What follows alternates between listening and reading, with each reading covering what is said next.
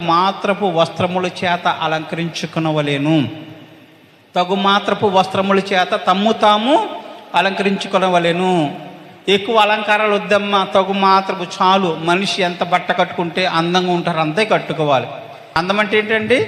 దేవుణ్ణి ధరించుకున్నవాడు ఎప్పుడు అందంగా కనిపిస్తాడు. దేవదూత వల్లే ప్రకాశిస్తూ ఉంటాడు. దావీదు గారి దేవదూత వల్లే ప్రకాశించడం లేదా? మోషే గారి దేవదూత వల్లే ప్రకాశించాడు లేదా? యేసు ప్రభు వారు రూపాంతర కొండ మీదకి వెళ్ళినప్పుడు ఆయన దేవదూత వల్లే తెల్లటి వస్త్రాలతో ప్రకాశించడే లేదా? దేవుని ఈపు చేపలు అంట. కొన్ని చైనా గొరకలు ఉంటాయి. చైనా గొరకలు తినడానికి పని చేయమంటారు మన వాళ్ళు హైదరాబాద్లో.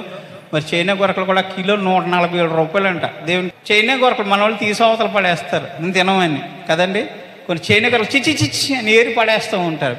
అలాంటి చైనా గొరకలు లాంటి వాళ్ళు మన వాళ్ళు చాలామంది ఉంటారు. దేవుని సన్నిధిలో పాపం వచ్చి దీనంగా కూర్చుంటారు. వాళ్ళు ఏం చేస్తారు? మన వాళ్ళు తీసి అవతల పడతా దానికి గౌరవించదు, మర్యాద ఇచ్చేది అంటే అల్లబొమ్మనని గౌరవిస్తారండి? మర్యాద ఇస్తారా? ఆత్మీయంగా ఆదరిస్తారా? ఆదరించి వాళ్ళని ఎందుకు పనికిరని చేపల్లాగా చూస్తూ ఉంటారు. ఎందుకు పని చేయని చేపల్లాగా చూసేటువంటి వారు చాలామంది ఉన్నారు. కొంతమందిని పాపం వాళ్ళు దీనంగానే ఉంటారు. దాన్ని ఎవరు తినరు, దాని జోలికి ఎవరు పోరు, దాన్ని ఎవరిని పిలుచుకోరు, ఆదరించరు. అటువంటి చేపలు చైనా గొరకలు లాంటి వాళ్ళు పాపం చైనా గొరక అంటారు, కానీ అది చాలా టేస్ట్గా కూడా ఉంటుంది, తింటే టేస్ట్గా ఉంటుంది. అటువంటి చేపలన్నింటినీ కూడా దేవుడు అట్లా ఏం చేస్తుంటే పరలోక రాజ్యము నానా విధమైన చేపలను బట్టి వలను పోలి ఉంది.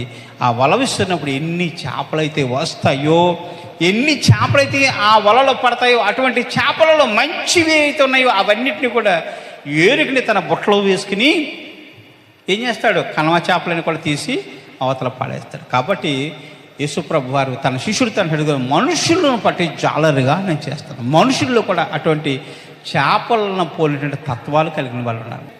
ఈ నానా విధమైన చేపలు, నానా రకాలైన మనస్తత్వాలు కలిగిన మనుషులు చాలామంది భూమి మీద ఉన్నారు. చేపల వలె ఇటువంటి చేపలను పట్టడానికి నేను పిలుస్తున్నాను. పేతురు నా దగ్గరికి రమ్మన్నప్పుడు యేసుప్రభు వారిని మరి ఆ శిష్యులందరూ కూడా సమస్తము వారి దగ్గర ఉన్న సమస్తాన్ని వదిలిపెట్టి యేసుప్రభుని వెంబడించారండి. తన పాపములు ఒప్పుకున్నప్పుడు, అయ్యా నేను పాపిని, నన్ను విడిచి పొమ్మని యేసుప్రభు దగ్గర పేతురు కూడా మొట్టమొదటిగా ఒప్పుకున్నాడు. తన పాపాన్ని విడిచిపెట్టాడు. తన పాపాన్ని ఒప్పుకుని ప్రభువు చెప్పినట్టుగా విని ప్రభు వెనకాలే నడుచుకుంటూ వెళ్ళాడట. దేవునికి స్తోత్రములు. హల్లెలూయా. దేవుని మాట విన్నవాడు ఎప్పుడు కూడా అభివృద్ధిలో ఉంటాడు.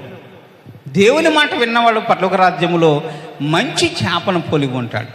దేవుని మాట విన్న ప్రతివాడు కూడా దినదినము ఫలిస్తాడు, అభివృద్ధి చెందుతాడు.